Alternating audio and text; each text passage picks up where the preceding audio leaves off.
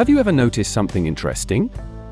A child struggles alone, but suddenly understands the same topic when a teacher explains it, or a friend helps step by step. That's not magic. That's how learning really works. Welcome to the Education Studio. Today, we're going to understand sociocultural theory.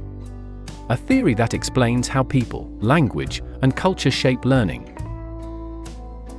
What is sociocultural theory? Sociocultural theory says that learning is not a lonely process. We don't learn only by reading books or memorizing facts. We learn by talking to others, asking questions, observing people around us, living in a culture. In simple words, learning first happens between people and then inside the mind. This theory was proposed by a Russian psychologist named Lev Vygotsky. Vygotsky believed that society plays a huge role in shaping how we think.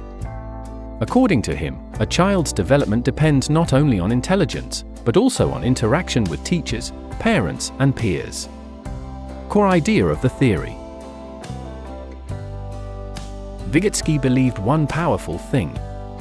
Every mental function appears twice, first socially, and then individually. That means, first, we learn through interaction. Later, we internalize that learning. Key concepts of sociocultural theory. Now let's understand the most important concepts in a very simple way. Number 1. Social interaction.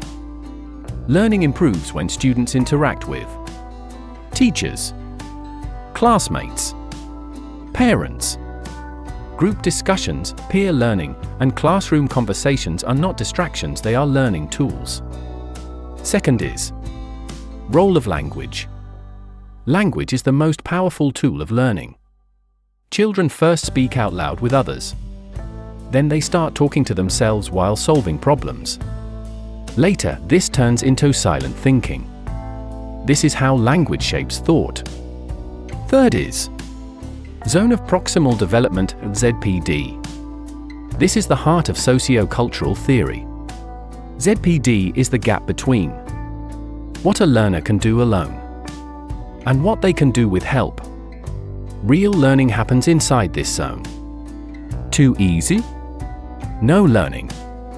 Too difficult? Frustration. Just right, with guidance. Growth. Fourth is scaffolding. Scaffolding means temporary support.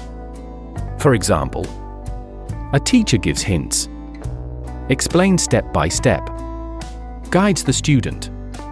As the learner becomes confident, the support is slowly removed. Just like scaffolding in buildings, it's not permanent, but essential. Real-life classroom examples.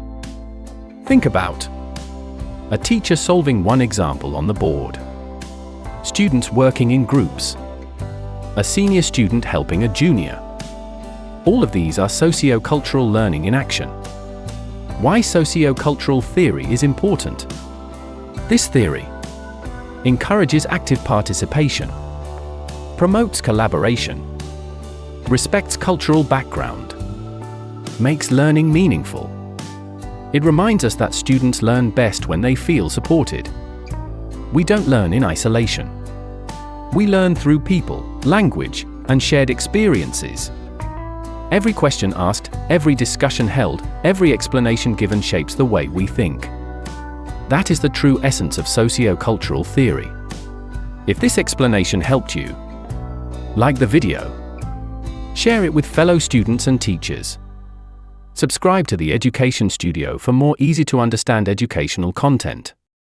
Until then, keep learning together.